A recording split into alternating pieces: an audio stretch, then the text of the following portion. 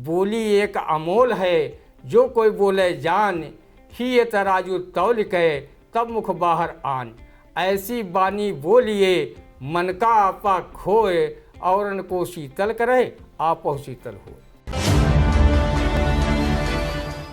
तू कितनी भोली है, तू कितनी अच्छी है, तेरी सूरत से अलग भगवान की सूरत क्या होगी।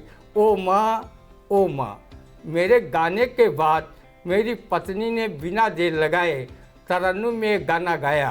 ओ भैया मेरे, राखी के बंधन को निभाना निभाना, छोटी बहन को न भुलाना भुलाना। ओ भैया मेरे, राखी के बंधन को निभाना।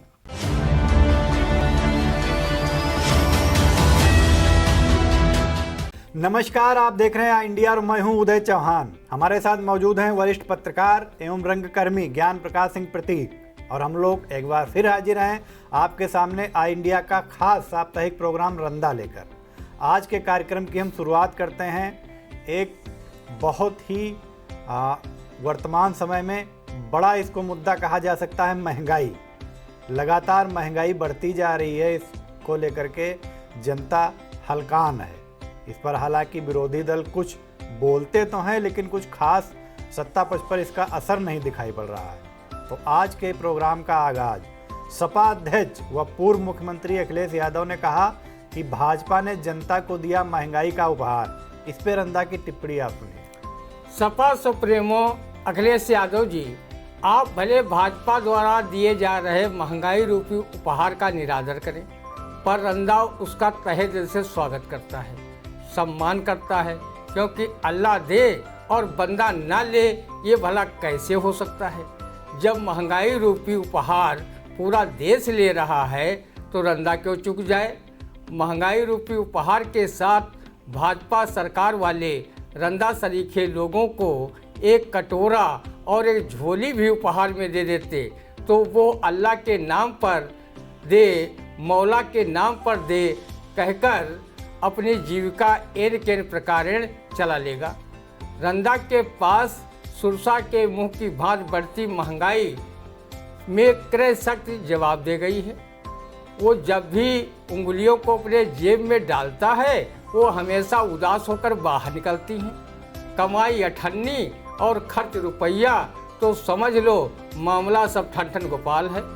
रंदा उस दिन का बेसब्री से इंतजार कर रहा है जिस दिन हमारे देश के लोकप्रिय प्रधानमंत्री नरेंद्र मोदी रंदा जैसे करोड़ों लोगों की आंखों के तारे अपने उस बयान पर स्वयं अमल करेंगे जिसमें उन्होंने कहा था, मैं फकीर हूँ, एक झोला उठाऊंगा और चल लूँगा। जिस दिन पीएम महोदय अपने कथनानुसार झोला उठाकर चलेंगे, रंदा भी अपना कटोरा व झोली लेकर उनके पीछे पीछे एक फूल दो माली फिल्म का ये नगमा गाते हुए चल देगा।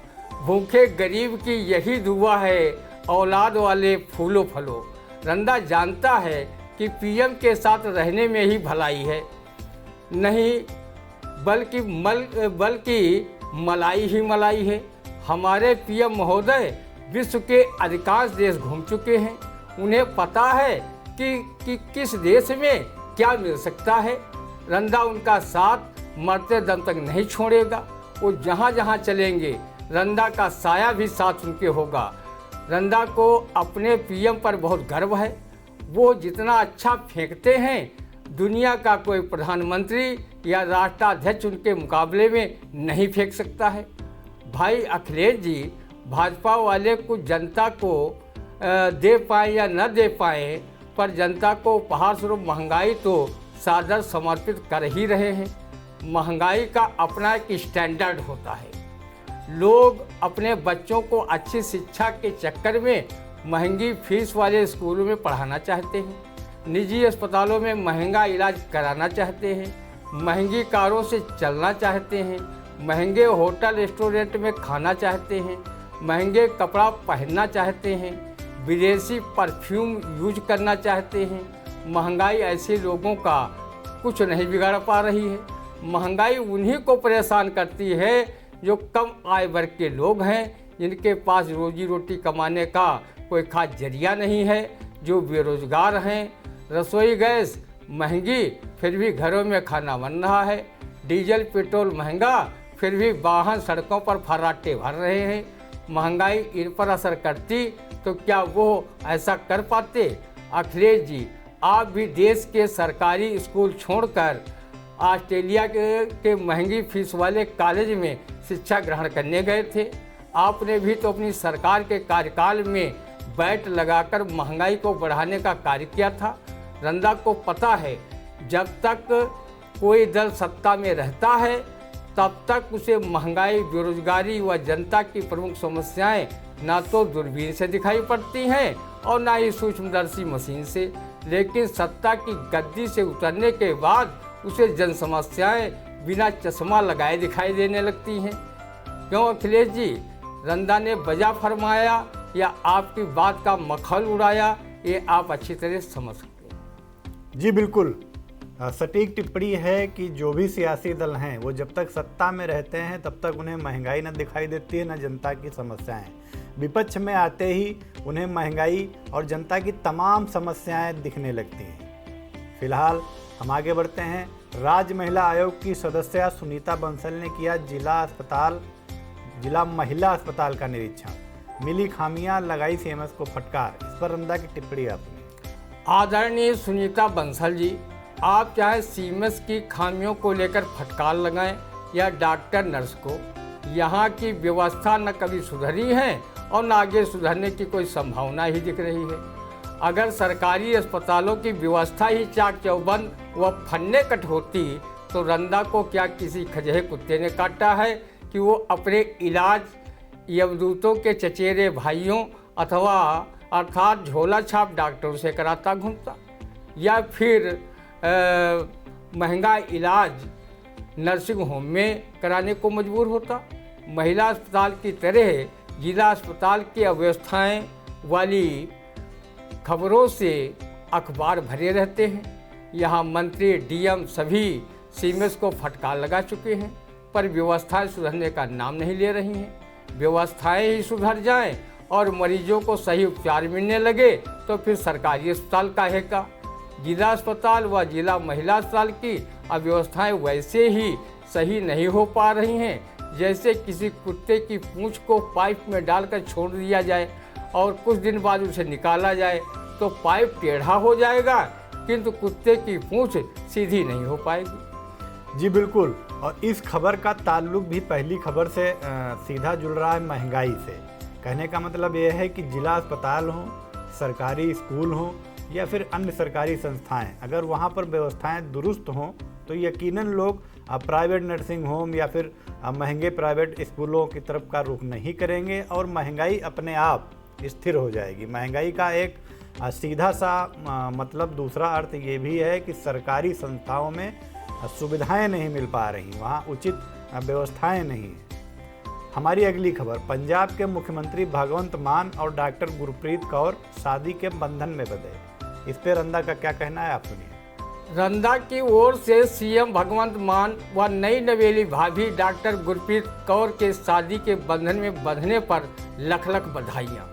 भगवंत मान जी, रंदा आपको अपना बड़ा भाई मानता है, शादी में उसे नहीं बुलाया और ना ही साहबोला बनने का मौका दिया और ना घुड़चढ़ी की रस्म के साथ में अदा करने ही दिया। अगर रंदा को अपने बराबर घोड़ी पर न बैठालते तो उसके लिए गधे का इंतजाम कर देते, वो उसे लिल्ली घोड़ी समझ रस्म अदा कर लेता। रंदा सामान्य नागरिक है, अगर उसे बुलाते तो वो समझता आप आम आदमी के वास्तव में हमदर्द है। रंदा भी आपका व भाभी का आशीर्वाद शादी के जोड़े में प्राप्त कर अपने को सौभाग्यशाली समझने की भूल कर लेता। कलेवा रस्म में भी साहबोला नहीं बनाया, इसमें आपकी गलती नहीं मैं दे सकता कि इस खुशी के मौके पर उसी तरह बारहवीं पान कर लिया हो जिस प्रकार आपने अंगूर की बेटी को हलक के नीचे उतार कर संसद में चले गए थे और हंगामा बरपाने लगे थे।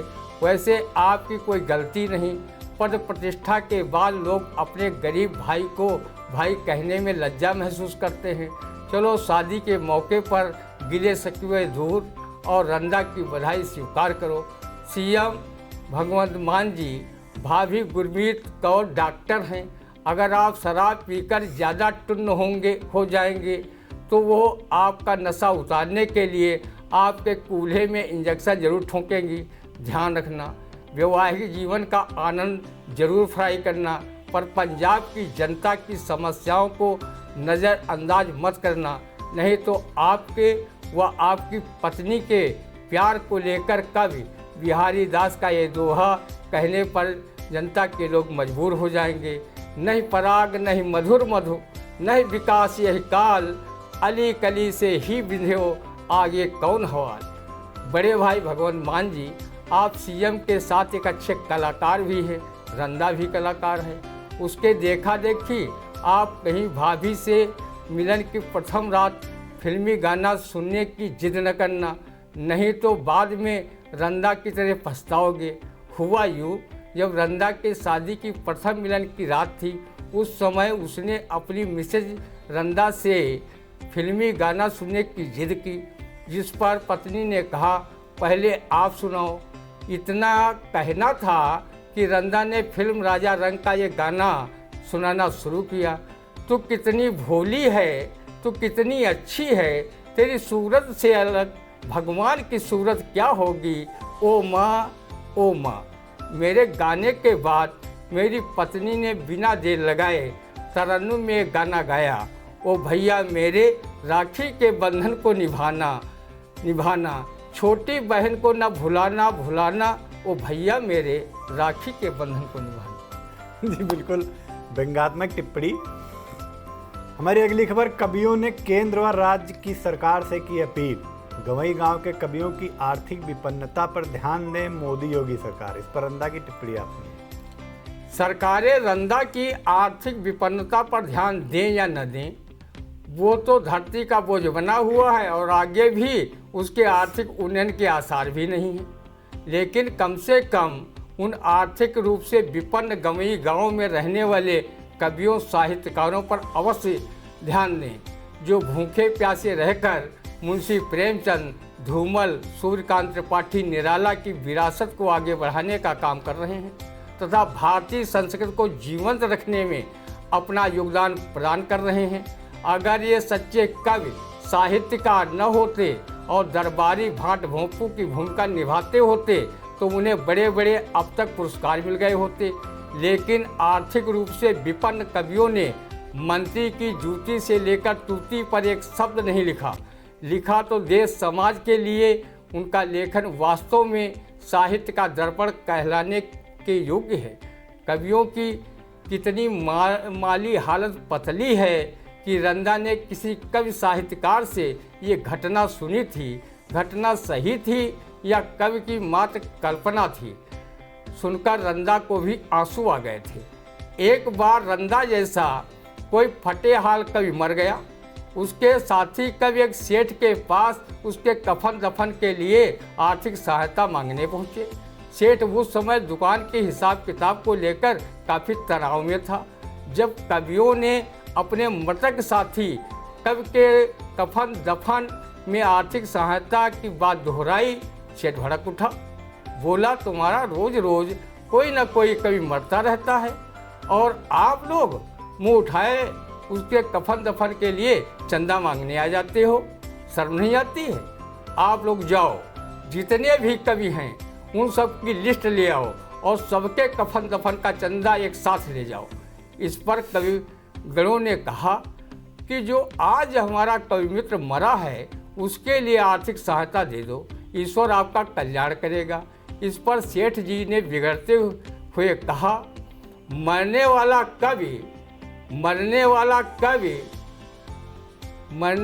तेरा कवि भी अजीब मस्खरा था। जब कफन के लिए पैसे नहीं थे तो आखिर वो क्यों मरा था?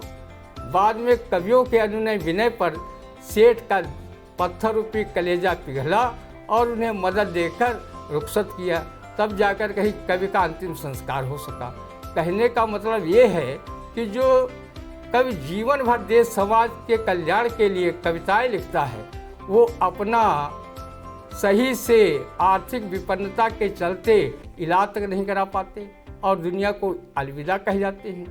कवियों की तरह रंदा ने पीएम मोदी व सीएम योगी आदित्यनाथ से साहित्य में अमीर तथा धन से गरीब इन सरस्वती पुत्रों के लिए कुछ भी करने की अपील करता है। ईश्वर आपकी सल्तनत को आबाद रखेगा। जी बिल्कुल।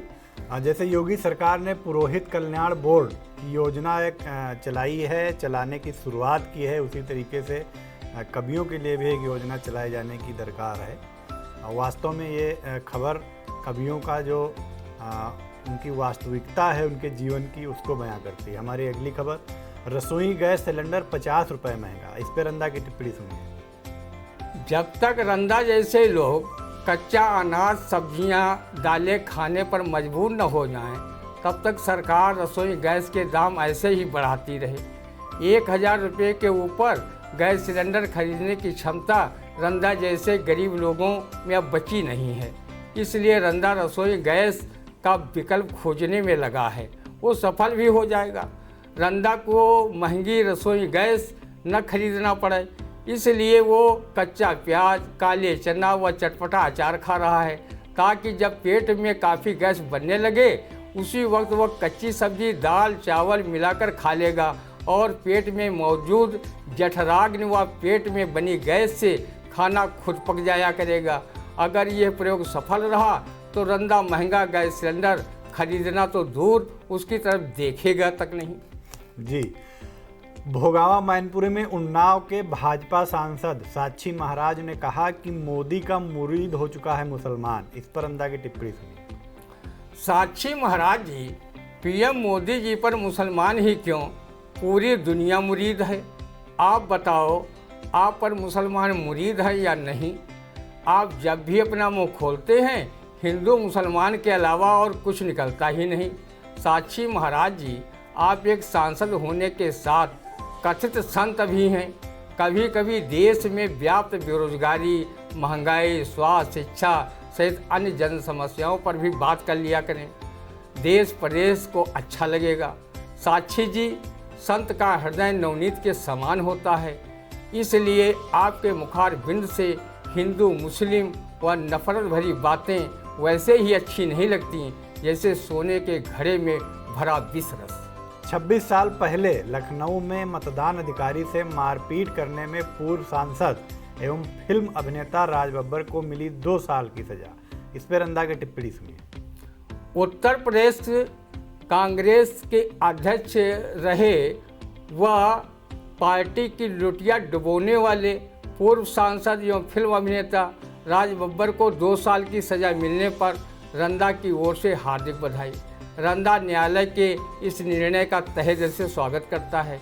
फिल्म के रुपहले पर्दे पर ढिसुम ढुसुम का सीन दिखाने वाले फिल्म अभिनेता को अब पता चल गया होगा कि फिल्म में मारपीट का सीन करने एवं रियल लाइफ में मारपीट करने में कितना बड़ा अंतर है। फिल्मी सीन में मारपीट करने पर दर्शकों की तालियां व गालियां मिलती हैं तथा रियल जीवन में मारपीट करने पर कानूनन सजा मिलती है। राज बब्बर जी, आपने फिल्म इंसाफ के तराजू में जो सीन फिल्म अभिनेत्री जीनत अमान व फिल्म अभिनेत्री पद्मिनी कोल्हापुरी के साथ रुपहले पर्दे पर दिखाया था, वो कहीं बहसी बलात्कारी दरिंदे वाला सीन आपने रियल जीवन में इसी के साथ दिखाए होते तो आपको 2 साल की सज़ा नहीं बल्कि उम्र कैद की सज़ा भोगनी पड़ती और आप भूल जाते अपनी हीरोगिरी व नेतागिरी। जी।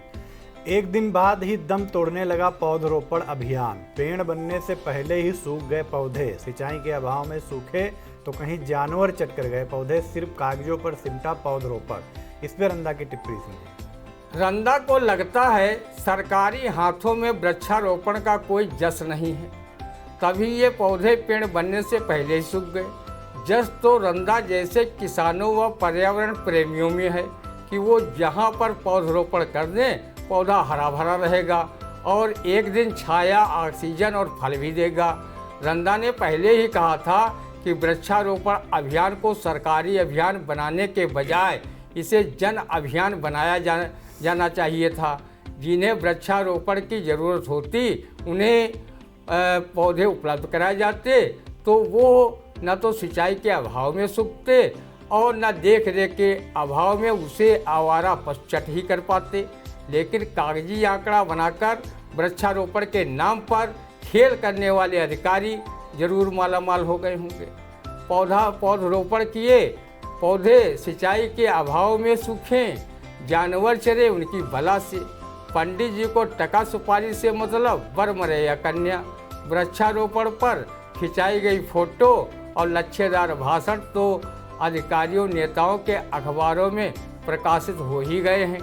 पौधे सूखे या रहे क्या फर्क पड़ता है।